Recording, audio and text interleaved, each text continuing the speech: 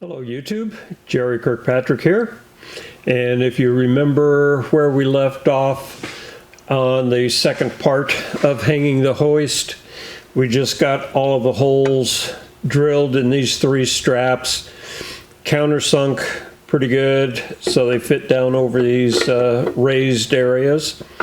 So the next thing we have to do is weld the top portion on, and that'll go right around here, 1.25 inches in. But we have a problem in that the bolts that came with the hoist to mount the two brackets that they provide, they will not fit under the angle iron and go into the bolts, into the nutserts there. So what I did, I went over to the hardware store and purchased Allen screws, which have a much smaller head. That'll give me a little relief, but they still won't fit under the angle iron. Now I could hold this whole thing up, get all the bolts started, but getting either a wrench or an Allen wrench in there would be nigh impossible.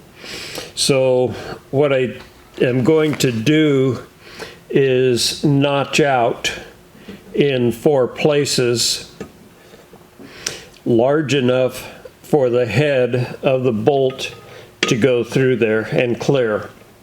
So what I've done is I've made a drawing, goes this way, of this piece, and I've drawn 1-inch radiuses around it, 5/8 of an inch in.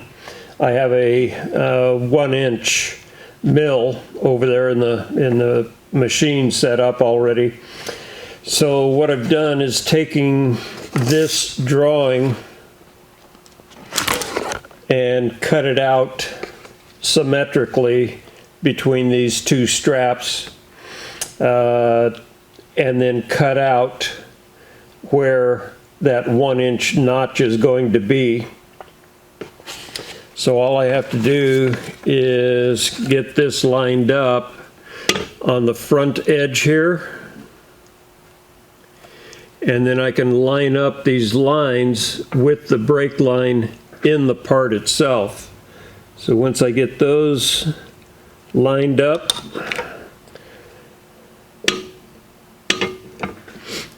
clamp that in place just so it doesn't move around, and I get 4 different marks on here.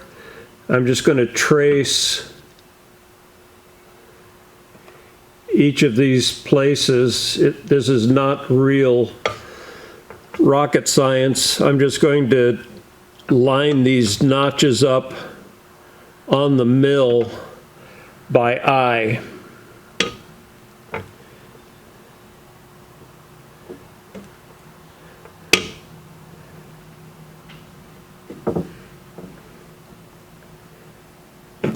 But what I am going to do is put just a tick on the center of each one. That'll help me line up the mill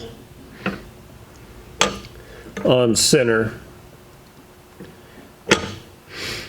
And the way I'm going to do this is I'll just put this in the vise.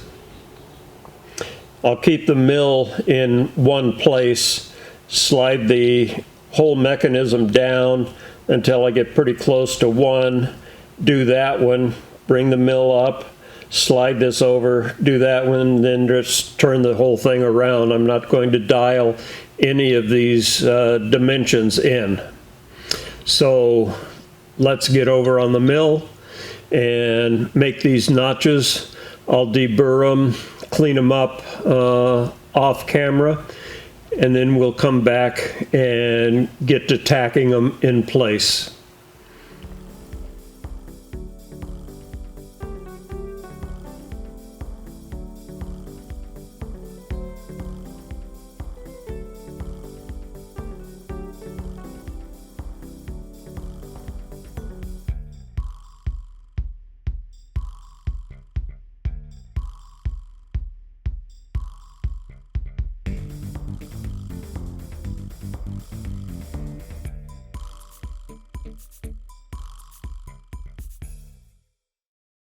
And here it is with the notches cut in it. I've already got the 3 straps bolted to the housing here. I'm going to put this in place, and I can line up the bolts just by eye and make sure that I have the clearance required to get these 4 bolts straight out. I'm going to be right flush with this surface, and everything looks like it's going to clear right there. And now we come to the next problem, interference in regards to welding. I would normally MIG weld this type of arrangement here, but the nozzle on the MIG gun is too big to get in between the angle iron and the strap in all 6 places. And with my TIG, the Pyrex gas lens that I usually use, it has the same problem. It's too big to get in between the angle iron and the bracket that's down there. So I had to revert back to my old TIG torch. The torch is the same, but I had to take the gas lens off, put my old original chuck on, and use a very small collar, what do they call it? Nozzle. So by converting back to this, I can get right down in between the angle iron and the brackets and tack this up. So I'm going to tack this up in, there'll be 7-8 places, one in the center here, one in the center here, one back on this angle iron piece where it touches the bracket, and then one right out on this corner. So there'll be 4 places on each side. I'm going to do that off camera, and then I'll take the bracket off, and I'll see if I can't show you some welding it up and the reason for the sequence that I choose. So here you can see the tacks here, one on the end of this piece of angle iron, and right here. And the way I'm going to weld it is from this line to this line, only this area here. Same here, from this line to this line, only from here to here. There's another little line, I don't know if you can see it there, but I'm going to weld all that and then come only off to the end of the angle iron. And the reason for that is if you weld all the way from one end to the other, it virtually eliminates this piece of material here, isolates it from the majority of the piece here.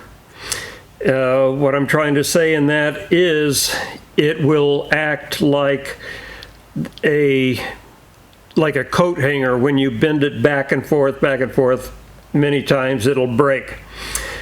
If I go all the way to the end, then I have created one break line all the way across here. Anytime this gets some weight on it, it's going to want to pull this piece down, and it'll just keep working back and forth. By leaving a small amount here and a small amount here, I have not interrupted that piece. The maximum, supposedly, for this. The weight on this is 880 pounds. So that makes each one of these welds, I don't worry much about this one. This is the one all the way at the end. But this one and the two on the far side, if you divide that up, they're only carrying 250 pounds. I'll probably attempt 3 or 4 ton with this thing, knowing me. But I know that the wall thickness of this material, this 1 by 2 by 120, is the weakest of everything in this weldment. So as I weld this, I'm going to make my best weld to the thinnest material, only from here to here, and not interrupting this corner. That way there is still a little bit of flex, and I won't create a break line. The same with the bottom. My welds are going to be from here to here.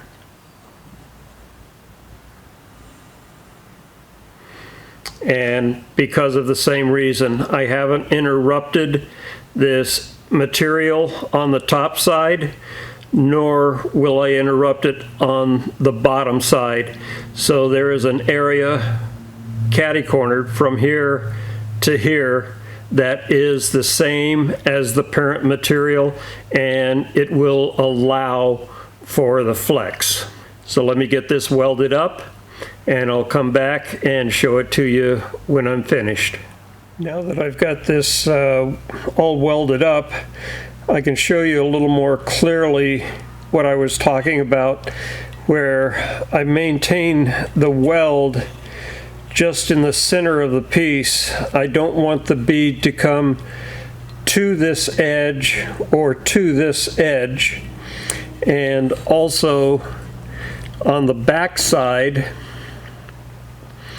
I don't want it to come to the edge and create a place where there would be a fracture able to be created in this area. And as you can see here, I thought at first I was going to weld from end to end, but after looking at the piece, that's not necessary because of the wall thickness. The thickness of the 1 by 2 rectangle tube is 120, so my bead only has to be as much filler as the 120, and the penetration is probably halfway through here and approximately the same amount on this 1/4 inch piece. So I hope that that somewhat clarifies what I was talking about, not abusing this corner of any of the straps. I wanted the welds to be well back of any of those any of these edges. So the next thing we have to do is make this little keeper that will go on the end of the piece I just got finished welding up, that will retain the hoist on the bracket that will be up on the main beam. And that I'm just going to make out of some 1/4 inch scrap that I've got. So I'm going to glue this on here and then start drilling and cutting. So let me get this glued on and I'll be right back. So now that I've got this glued on, I'm going to put a center punch mark right where the hole is going to be placed. And since I'm going to be drilling this, I got to drill this out to 1/2 inch. This whole layout the paper will probably get all messed up. I'm going to have to cut these angles off also. So when the paper is gone, I won't have any more reference points. So what I'm going to use is a square punch. And for marking any reference points, especially if the piece is going to be heated up to 1,000 degrees where it starts to scale, if you use a round center punch, it's very hard to find that point, because you get these little round bubbles in the scale that appears after about 1,000 degrees. But if you make a reference point with a square punch, especially with the scale, it looks totally different, and it makes it much easier to pick out. And even on just a scaled piece like this, even though it's not going to be heated, when you start looking for your reference points with a square punch, the light in the room will refract off of it much different than with a round punch. So I'm just going to punch some reference points, so later if I need to find these points, I can just lay a scale down, mark it with a pencil, and I know I'm right where I should be.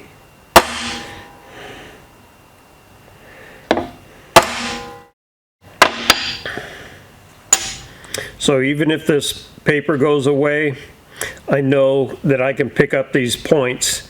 There's two tangent points, and a 3/4 inch washer will bring me back to that radius if I line the washer up on those two center punch marks. So let me get this drilled out, and we'll see where we go from there. You'll watch.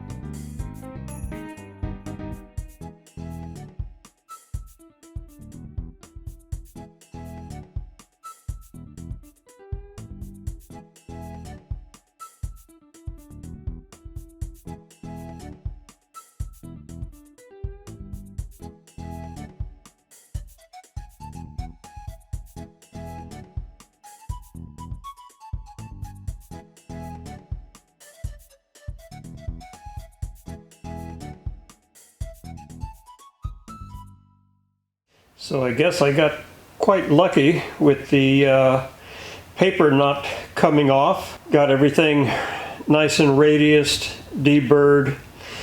Next is to get it on here welded so I can put that pin in that little hole there. So what I've done is I've spaced it up from the table so it is flush in the cradle itself, and I put a wedge down in the bottom. This is centered in this way. Put a wedge in here to make sure that both pieces of angle iron are tight up against the two upper pieces. I've got a wedge here. I'm going to put another wedge in here to make sure that these are touching all the way along. And then I'm going to center this hole on the pin that is welded on the cradle on the top portion up here. I think you can see it sticking up right here. So I can get that hole lined up. I'll put a couple of tacks. It wasn't perfect. So anyhow, I'll square up this hole, put a couple of tacks, and then weld this up complete. And then the next thing to do is I'll paint it right after I get done here. Let it dry overnight, and we'll assemble this whole thing in the morning. And here is the part completed, painted, and bolted back onto the top of the hoist itself. And yes, it fit. Even though I welded and painted and stuff, I didn't have to drill the holes out bigger to make it fit. While I was waiting for the paint to dry, I mounted the top bracket up on the rafter there, and I used the ladder with a jack on top of it method to install it. After I got it in place, I started screwing, drilling the holes, pilot holes, and bolting it in with the 8 lag screws. After the bracket was installed on the top of the hoist and the upper bracket secured to the beam, I cleared off my welding table and moved it right under the bracket so I could get ready to put the hoist on the bracket. After I got the hoist slid into place on the upper bracket, I installed the safety pin to keep the hoist from sliding off of the 2 angle iron rails. And with the hairpin in place, the project was pretty much complete. The only thing I had to do was put another adapter on the electrical outlet up there, and plug it in, and that was done. If you like the content that I'm putting out, I would appreciate it if you became a Patreon. And I understand that you may not want to make a commitment for every month, which Patreon does. I can now have you buy a cup of coffee. It's a one-time shot. There will be a link down in the description. Says buy me a cup of coffee. You have total control. It's only a one-time shot. You have options of how many coffees you'd like to buy, and if you would do that, I would greatly appreciate it. And you should stay tuned, because I'm going to have an upcoming collaboration with Ron Covell that involves this rusty piece. So thanks for watching. Consider Patreon, and I'd love it if you bought me a cup of coffee. See you later.